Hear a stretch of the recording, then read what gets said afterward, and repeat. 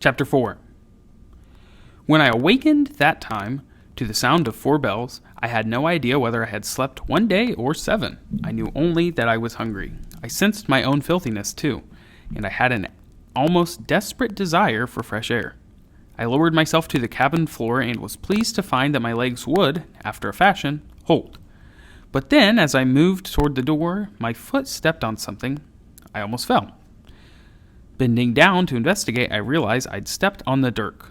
When I recalled the circumstances as to why I'd thrown it, I resolved to return the dagger immediately.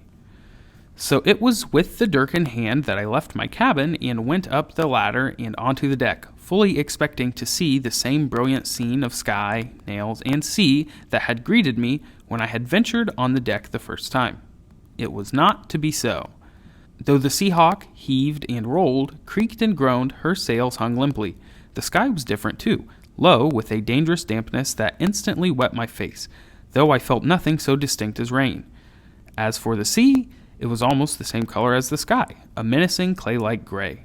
And yet, it was in constant motion, its surface heaving rhythmically like the chest of some vast, discomforted sleeper. I looked about. A few of the sailors were working with ropes or scouring decks with heavy holystones.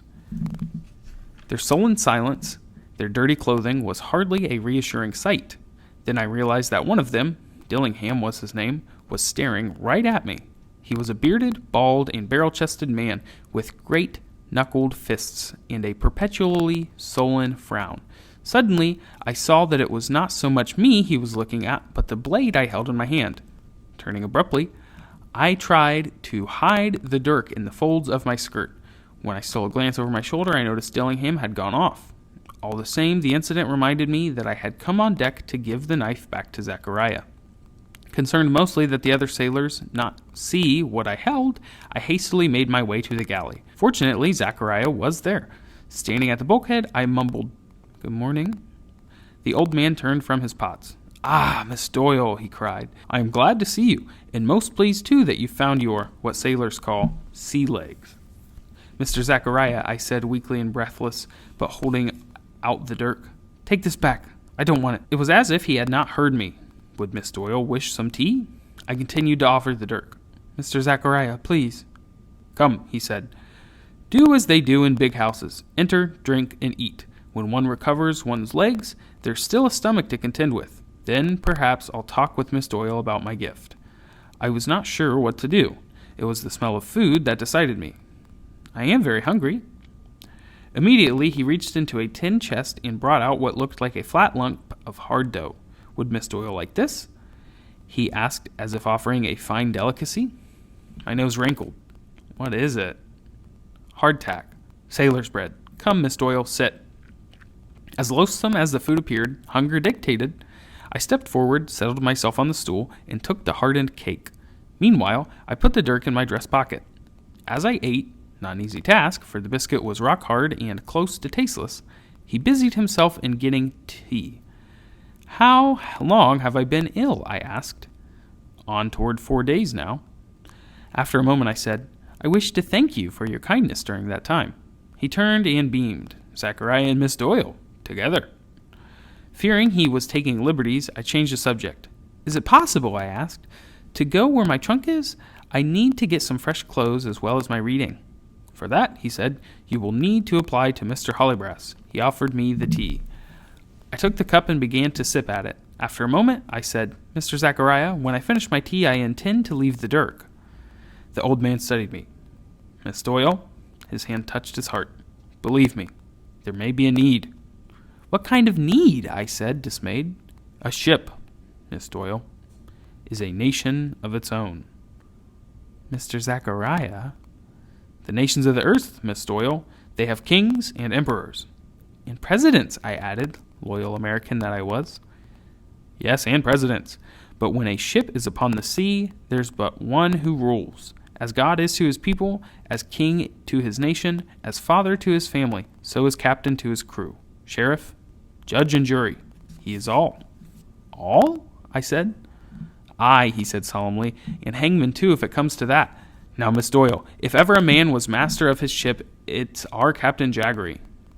I saw you upon the deck that first day. Did you not mark his words? I drew myself up. Mr. Zechariah, I said, the captain is a fine man. Do you think so? I know so. For a moment, Zechariah merely gazed at me with a look of curiosity. Then he turned away and busied himself with his pots. Mr. Zechariah, why do I need the dirk? When he paused in his work, I sensed he was trying to make up his mind. After a moment, he turned back to me. Miss Doyle, he said, listen. Even as he spoke, he stole a quick glance out the door, crept forward, and lowered his voice.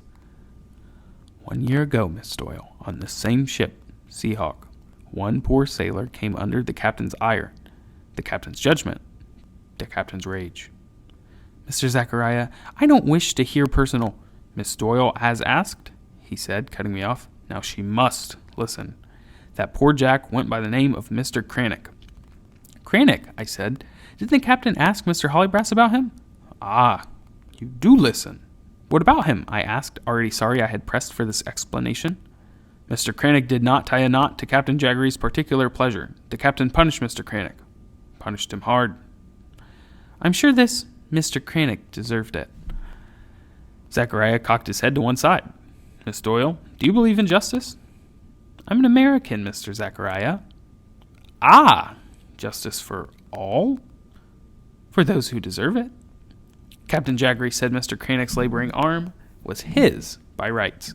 Miss Doyle, Mr. Cranach had but one arm now.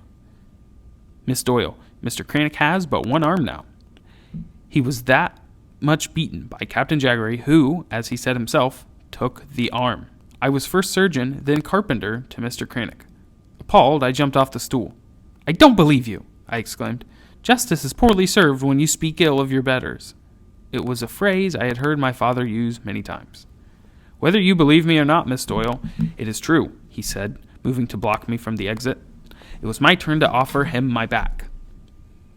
Now, my crew, he continued all the same, each and every jack of them, once ashore, petitioned the Admiralty courts against the captain. It was no use, Miss Doyle, no use. Jaggery had his way. All he needed to say was that Cranach refused a lawful order, and he received not one word of censure. It's a sad commonplace. I've yet to see a master charged. Ah, Zechariah pressed on, but the captain must sail again. Sailing is his life. He has his reputation for fast crossings to keep up, speeds that bring ripe profits. But to sail, even Jaggery needs a crew. Mr. Zechariah, I must beg you to refrain. But Andrew Jaggery could find not one other jack to sign with the Seahawk. They were all turned away.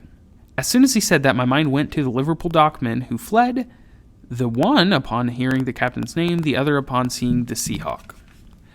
But the next moment I turned and said, But Mr. Zechariah, what about these men? On this ship? Yes. Miss Doyle, I only said other men were kept away. Suddenly I began to understand. Are these his former crew? I asked.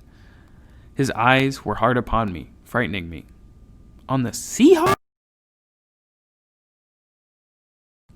Only Mr. Hollybrass knew. Then he added, and Mr. Cranach could not sign.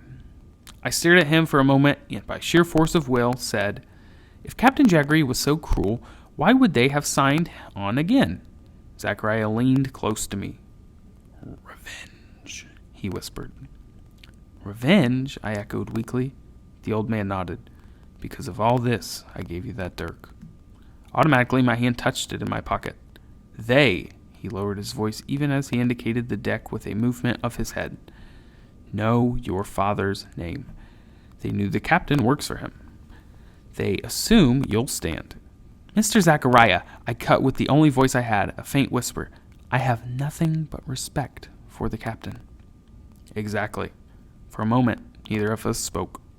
Then Zechariah asked, Where have you kept this dirk I gave you? Under my mattress. Miss Doyle, I beg of you, keep it there still. At that very instant, we were startled by a noise. We looked around.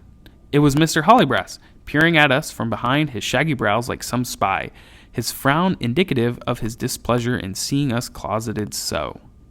Miss Doyle, the first mate said, compliments of Captain Jaggery, and would you be kind enough to join him in his quarters for tea?